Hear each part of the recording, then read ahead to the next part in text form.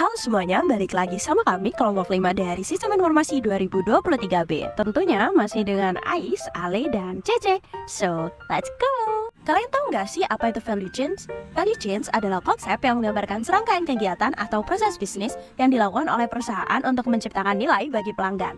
Tujuannya untuk mengidentifikasi dan mengoptimalkan kegiatan yang memberikan nilai serta mengurangi biaya atau aktivitas yang tidak menambah nilai. Apa saja sih jenis value chain dalam perusahaan PLN? Jadi, jenis value chains pada perusahaan PLN terbagi menjadi dua, yaitu primary activity dan support activity. Primary activity adalah kegiatan utama yang berhubungan langsung dengan penciptaan dan pengiriman listrik kepada konsumen. Pada primary activity terdapat 5 aktivitas utama. Yang pertama, inbound logistik, pengadaan bahan baku seperti batu bara, gas, dan sumber daya terbarukan. Lalu yang kedua ada operation, proses pembangkit listrik di pembangkit listrik PLN. Lalu yang ketiga ada outbound logistik, distribusi listrik dari pembangkit ke gardu distribusi dan akhirnya ke pelanggan. Lalu yang keempat ada marketing dan sales, promosi layanan dan program-program pelanggan serta penjualan listrik ke industri, bisnis, dan perumahan. Lalu yang terakhir ada service, layanan purna jual seperti penanganan gangguan listrik, layanan 24/7 dan aplikasi layanan pelanggan seperti PLN Mobile. Support activity yaitu aktivitas mendukung kelancaran aktivitas primer PLN, memastikan bahwa operasional berjalan efisien dan efektif.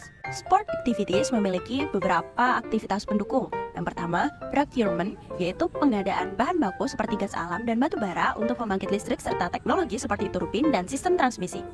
Yang kedua ada teknologi development, yaitu implementasi smart grid untuk meningkatkan efisiensi distribusi listrik dan pengembangan pembangkit listrik tenaga surya untuk mendukung program energi terbarukan.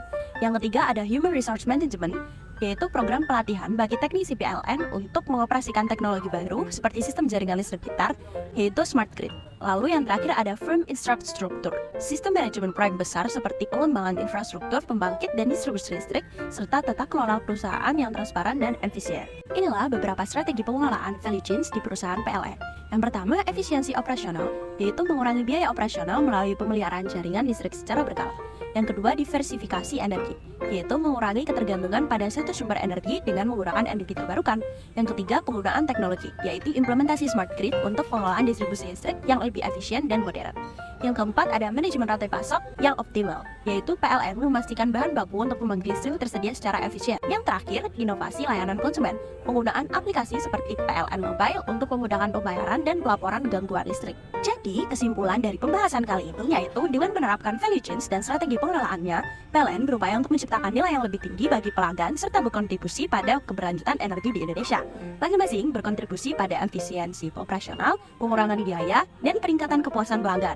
Hal ini penting dalam menghadapi tantangan di industri energi yang terus berkembang. Di sini juga kami cantumkan sumber relevan terhadap pokok pembahasan kelompok kami. Yang pertama ada Sustainability Report PLN 2023, lalu yang kedua ada laporan keberlanjutan PLN 2019, dan yang terakhir manajemen strategi dari CV Pena Persada. Rizky Bilar is falling in love with Lesti. Thank you for your attention, Bestie. Bye bye.